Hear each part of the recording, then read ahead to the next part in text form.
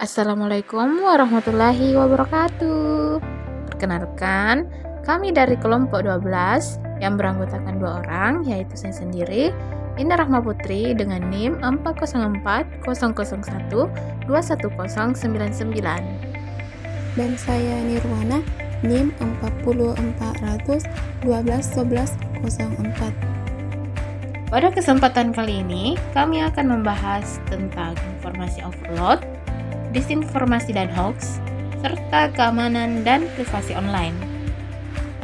Information overload adalah peristiwa ketika kebutuhan informasi melebihi kapasitas pengolahan information individu atau permintaan informasi. Namun, kemampuan pengolahan berbeda dari individu untuk memprosesnya dan sering menyebabkan perasaan negatif pada akhirnya. Akibat dari information overload seperti kebingungan, ketidakmampuan, serta efek sebagai disfungsional dalam bentuk stres dan kecemasan. Dalam jurnal The Role of News Media Use and Demographics Characteristic in the Prediction of Information Overload, bahwa secara garis besar para ahli membedakan antara dua jenis utama information overload, yaitu information overload secara objektif dan information overload secara subjektif. Information overload secara objektif mengacu pada karakteristik atau atribut kualitas information, termasuk kuantitas informasi, waktu pemrosesan, tingkat kompleksitas informasi, dan intensitas yang berkaitan dengan overload. Sebaliknya, information overload secara subjektif mengacu pada perasaan pribadi masing-masing individu ketika dihadapkan dengan informasi, seperti kebingungan, ketegangan kognitif, dan konsekuensi disfungsional serupa lainnya. Terdapat beberapa faktor-faktor penyebab utama information overload, yaitu volume informasi yang terlalu besar, kecepatan informasi, banyaknya sumber informasi, kualitas informasi yang bervariasi, teknologi dan aksesibilitas, kurangnya keterampilan penyaring, multitasking digital, dan tekanan sosial. Adapun cara menghindari information overload yaitu buat batasan dalam menerima informasi, aktifkan fitur filter dan blocker, matikan notifikasi handphone, menyegarkan pikiran atau istirahat sejenak, tentukan sumber dalam mencari informasi, dan melakukan kegiatan tanpa gadget. Beberapa orang berpikir dengan adanya information overload, kita tidak perlu belajar lagi. Namun, hal ini tidak sepenuhnya benar, karena informasi yang berlebihan dapat berpotensi mengganggu kemampuan kita untuk memahami dan mengorganisasi informasi yang tersedia. Belajar pun juga tetap diperlukan untuk memahami dan mengintegrasikan informasi yang tersedia. Disinformasi adalah informasi palsu yang sengaja disebarkan untuk menipu. Disinformasi dapat dibuat oleh pihak-pihak yang berniat membohongi masyarakat dan ingin mempengaruhi opini publik untuk mendapatkan keuntungan tertentu. Disinformasi juga dapat berupa informasi yang tidak benar namun direkayasa sedemikian rupa oleh pihak-pihak yang membohongi masyarakat. Adapun cara mencegah terjadinya disinformasi yaitu pembentukan organisasi fact-checking, penggunaan platform media sosial yang lebih baik, penggunaan kampanye literasi media, penggunaan edukasi masyarakat, dan penggunaan kerjasama internasional. Terdapat beberapa faktor-faktor penyebab terjadinya disinformasi yaitu fokus platform media sosial pada tingkat interaksi, peran taktik disinformasi yang menyulut konflik, konsistensi informasi, misinformasi yang tersebar tanpa disengaja, dan propaganda subversif. Hoax adalah usaha untuk menipu pembaca atau pendengar untuk mempercayai sesuatu, padahal sang pencipta berita palsu tersebut tahu bahwa berita tersebut adalah palsu. Salah satu contoh pemberitaan palsu yang paling umum adalah mengiklani suatu barang atau kejadian dengan suatu sebutan yang berbeda dengan barang atau kejadian sejatinya.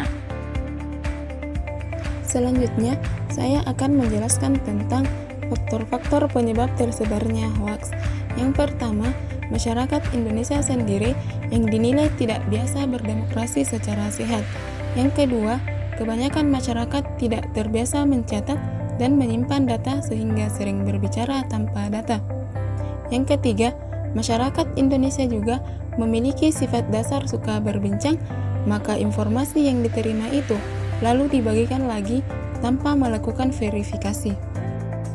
Dampak hoaks yaitu dalam kondisi masyarakat yang masih saja mudah mempercayai suatu informasi tanpa melakukan cross-check, terlebih dahulu menyebabkan penyebaran hoaks memiliki potensi bahaya tersendiri akan terciptanya konflik sosial dan menyebabkan ancaman sosial.